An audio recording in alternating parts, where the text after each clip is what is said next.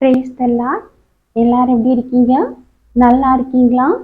எல்லாரும் நல்லா இருப்பீங்கன்னு சொல்லி ஆண்டவருக்குள்ள விசுவாசிக்கிறேன். இன்றைய காலை வேளையில எல்லாருக்கும் என் அன்பின் வாழ்த்துக்கள். குறிப்பா பிறந்த நாள், திருமண நாள் காணுகிற ஒவ்வொருவருக்கும் என் அன்பின் வாழ்த்துக்கள். இன்னைக்கு சிந்தித்து தியானிப்பதற்காக எடுத்து கொள்ளப்பட்ட வேத வார்த்தை, உங்கள் அற்புத கதவு திறக்க 2 நிமிட ஜெபம். பிரியமானவர்களே, வாழ்க்கையில நம்முடைய அற்புதம் நடக்கணும், அதிசயம் நடக்கணும் அப்படின்னா விரும்புவோம்ல. அப்படி நம்ம வாழ்க்கையில அற்புதமும் அதிசயமும் நடக்கணும்னா 2 நிமிட ஜெபம். அந்த ஜெபம் எப்படி இருக்கணும், அந்த ஜெபத்துக்கு முன்னாடி நம்ம என்ன பண்ணணும் அப்படின்னு சொல்லிலாம் நம்ம இந்த வீடியோவில் நம்ம பார்க்க போகிறோம். நம்ம ஜெபிக்கிறோம் இல்லையா? அப்போ அந்த ஜெபம்னா என்ன அப்படின்னு முதல்ல தெரிஞ்சுக்கிடணும். ஜெபங்கிறது ஆண்டவரோடு பேசுகிறது. எப்படி நம்ம மனிதனுக்கு மனிதன் பேசுகிறோமோ அதே போல அதை விட மேலாக ஆண்டவரோடு பேசுவது.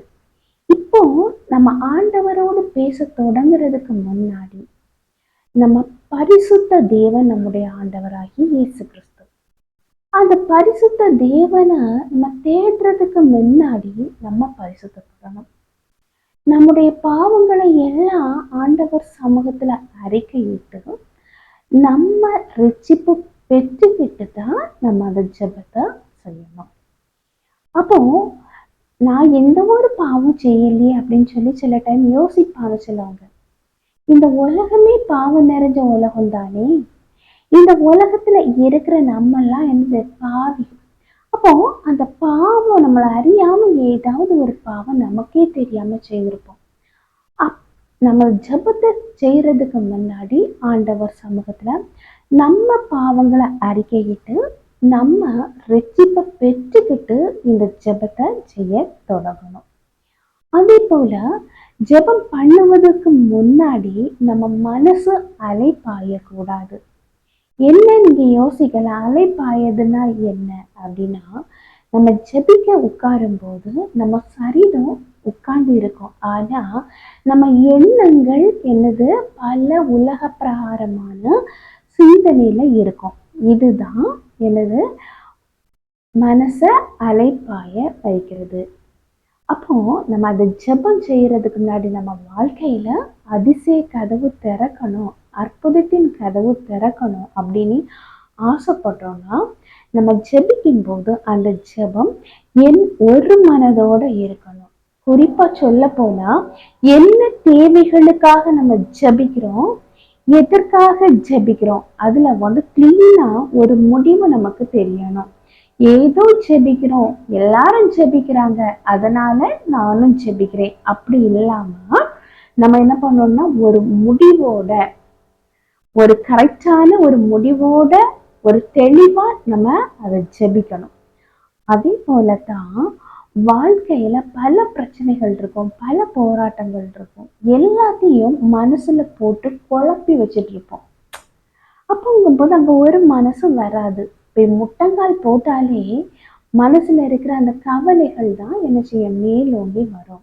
இப்படி இல்லாம எவ்வளோ பிரச்சனை இருந்தாலும், எவ்வளோ கஷ்டங்கள் இருந்தாலும், எவ்வளோ போராட்டம் இருந்தாலும் அதையெல்லாம் ஆண்டவர் பார்த்துக்குவாரு அப்படின்னு சொல்லிட்டு நம்ம அந்த ஜெபத்துல ஒரு வாஞ்சை வேணும், ஒரு விருப்பம் வேணும். நான் ஆண்டவர்கிட்ட பேச போறேன், ஆண்டவரோடு உறவாட போறேன் அப்படிங்கிற ஒரு விருப்பம் ஜெபிக்கிறவங்க மனசுல இருக்கணும்.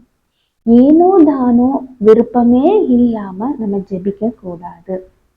ஒரு வாஞ்சை இருக்கணும், ஆண்டவரோடு பேசுறதுக்கு ஒரு வாஞ்சை இருக்கணும். அதே போல நம்ம எப்படி பேசுறோமோ அதே போல ஆண்டவரும் நம்ம கிட்ட பேசணும் அப்படிங்கிற ஒரு ஆர்வம் இருக்கணும்.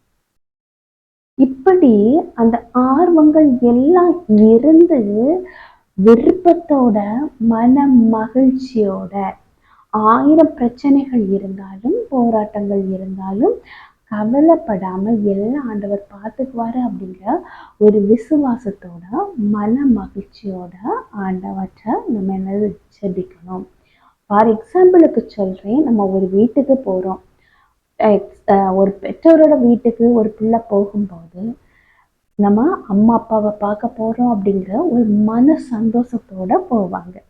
அதே போல தான் நம்ம ஆண்டவர்கிட்ட பேசும்போது மன சந்தோஷத்தோட என் அப்பாட்ட பேசுறேன், என் அப்பா அதை கேட்டு எனக்கு பதில் தருவாரு, கண்டிப்பா என்னை கைவிட மாட்டாரு அப்படிங்கிற ஒரு விருப்பத்தோட, ஒரு ஆசையோட நம்ம ஜெபிக்க தயாரா இருக்கணும். ஓகே, இப்போ நம்ம ஜெபிக்க போய் உட்காரோம். அந்த உட்கார்ந்த இடம் ஒரு பீஸ்ஃபுல்லான இடம், அதாவது அமைதி நிறைந்த இடமா இருந்தா ரொம்ப நல்லா இருக்கும். ஏன்னா நம்ம எண்ணங்கள் ஒரு மனதோட ஜெபிக்கணும்னா கொஞ்சம் அமைதியான இடத்துல இருந்து ஜெபிக்கும் போது ரொம்ப அது எளிதா இருக்கும் அப்படின்னு சொல்லி நான் நினைக்கிறேன். அதனால ஒரு அமைதியான இடத்துல போய் உட்கார்ந்து இருந்துட்டு நம்ம ஜெப தேவைகளை சொல்றதுக்கு முன்னாடி ஆண்டவர் செய்த நன்மைகள், நம்ம வாழ்க்கையில எத்தனையோ நன்மைகள் ஆண்டவர் செய்திருப்பார் அல்லவா, அந்த அந்த நன்மைகளை நினைவு கூர்ந்து அந்த நன்மைகளுக்காக ஆண்டவருக்கு முக்கியமா நன்றி சொல்லணும். நன்றி சொல்றது ஆண்டவருக்கு பிரியமானவர்களே. நம்ம என்ன பண்றோம் அப்படின்னா, நம்ம வாழ்க்கையில ஒரு நன்மை கிடைக்கணும்னா போய் ஆண்டவர்கிட்ட கேட்போம். கேட்டு அதை பெற்றுக்கிட்டு நன்றி சொல்ல மறந்தவர்களா இருக்கிற ஒரு நிலை இருக்கு. அப்படி இல்லாம நம்ம ஆண்டவர் சமூகத்துல ஆண்டவர் செய்த ஒவ்வொரு நன்மைகளுக்காக, இதுக்கு முன்னாடி நம்ம வாழ்க்கையில ஆண்டவர் நடத்தின ஒவ்வொரு அதிசயங்களுக்காக நம்ம நன்றி சொல்லணும். இப்படி நன்றி சொல்லும் போது ஆண்டவர் அங்க என்ன பண்ணுவாரு, மகிமைப்படுவாரு. அதே போல துதிக்கணும் ஆண்டவரை. ஆண்டவரை துதிக்க துதிக்க நம்ம வாழ்க்கையில இருக்கிற அந்த போராட்டங்கள் மாறும். நம்ம ஆண்டவர்கிட்ட பேச போறோம், நம்மளை சுத்தி இருக்கிற அந்த இருள் நீங்கணும்னா ஆண்டவர் அளவு கடந்த அளவு நம்ம துதிப்பவரா இருக்கணும். நம்ம துதிக்கணும், ஆண்டவரை மகிமைப்படுத்தணும். இப்படி நம்ம துதிக்கும் போது நம்ம மனசு ஒருமனப்படும். அதே போல பாடல்கள் பாடி துதிக்கணும், ஆண்டவரை பாடி மகிமைப்படுத்தணும். ஆண்டவருக்கு இதெல்லாம் தெரியும். அப்படி நம்ம பாடல்களை பாடும்போது அவருடைய தெய்வீக பிரசன்னம் நம்ம ஆட்கொள்ளுவதை நம்ம ஃபீல் பண்ண முடியும். ஏன்னா நம்ம ஒரு மனதோட இருக்கிறோம். இப்போ நம்ம ஆத்மாவும் ஆண்டவருடைய ஆத்மாவும் பாண்டிங்குள்ள வரும். நம்ம உண்மையாவே ஒரு மனதோட விருப்பத்தோட ஆண்டவரை நோக்கி நம்ம ஜெபிக்கும் போது அந்த ஆத்ம பாண்டிக்குள்ள நம்ம வருவோம்.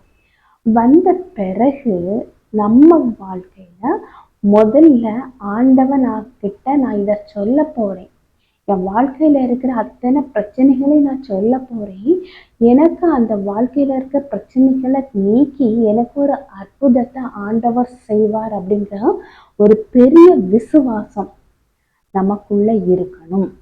இந்த விசுவாசத்தோட நம்ம பாண்டிங்கும் ஆண்டவருடைய பாண்டிங்கும் ஒற்றுமையா ஒன்று இருக்கும்போது நமக்கு தேவையானவைகளை சொல்லி விசுவாசத்தோட நம்ம ஜெபிக்கும் போது கண்டிப்பா நம்ம வாழ்க்கையில அந்த ஜெபங்கள் கேட்கப்பட்டு உங்க வாழ்க்கையில ஆசீர்வாதத்தின் கதவுகள் திறக்கும். எக்ஸாம்பிளுக்கு சொல்றேன், போய் அமைதியான ஒரு இடத்துல உட்கார்ந்து இருந்துச்சு ஆண்டவரை நோக்கி துதிச்சு ஆண்டவரை மகிமைப்படுத்தி ஆண்டவருக்கு நன்றி சொல்லி உங்க உள் இருதயத்துக்குள்ள ஆண்டவர் என்னுடைய ஜெபத்தை கேட்க வந்திருக்கிறாரு அப்படிங்கிற ஒரு விசுவாசத்தோட நீங்க இந்த ஜெபங்களை செய்யும் போது கண்டிப்பா அவருடைய பிரசன்னத்தையும் ஃபீல் பண்ணுவீங்க, அவருடைய வல்லமையை ஃபீல் பண்ணுவீங்க. கூடவே உங்க வாழ்க்கையில அழகான ஒரு அற்புதம் நடக்கும், அதிசய கதவுகள் திறக்கும். ஓகேவா? இதே மாதிரி நீங்க உங்க வாழ்க்கையில ஜெபம் பண்ணி பாருங்க, கண்டிப்பா ஆண்டவர் அற்புதத்தை செய்வாரு. இப்போ சின்ன ப்ரேயர் பண்ணலாமா? அன்பின் பரலோக தந்தையே, அப்பா இந்த அருமையான வேலைக்காக நன்றி ஆண்டவரே. எப்படி ஜெபித்தால் அதிசய கதவு திறக்கும் அப்படின்னு சொல்லி அப்பா தெரிஞ்சுக்க நீங்க கிருபை பாராட்டினீங்க ஆண்டவர். அந்த மேலான கிருபைக்காக நன்றியப்பா. உங்க தெய்வீக பிரசன்னத்தால் என்னை நிரப்புவதற்காக நன்றி ஆண்டவரே. அப்பா, எங்களோடு சேர்ந்து ஜெபிக்கிற ஒவ்வொருவருடைய வாழ்க்கையிலே அவங்க ஜெபத்திற்கேற்ற பதில, அப்பா நீங்க விண்ணப்பத்திற்கேற்ற பதில கொடுக்க போவதற்காக நன்றி ஆண்டவரே. அற்புதத்தின் கதவுகளை திறப்பதற்காக நன்றி ஆண்டவரே. ஒவ்வொருவரையும் தாழ்த்தி உம்முடைய கரத்திடம் ஒப்படைக்கிறேன். நீங்க பொறுப்படுத்தி வழி நடத்தி செல்லுங்க. மீட்பர் இயேசுவின் மூலம் ஜெபம் கேளும் அன்பு நிறைந்த பரம தந்தையே, ஆமென் ஆமென். கர்த்தர் கண்டிப்பா நீங்க இதே மாதிரி ஜெபிங்க. ஆண்டவருக்குள்ள இதை இப்படி ஜெபிக்கும் போது வளரவும் முடியும். உங்களுக்கு ஒரு புது நம்பிக்கை உங்க வாழ்க்கையில பிறக்கும். கூடவே அற்புதத்தின் வாசலும் ஆண்டவர் திறந்து தருவாரு. கர்த்தர் தாமே இவ்வார்த்தைகளை ஆசீர்வதிப்பராக. ஆமென் ஆமென். ஹல்லேலூயா.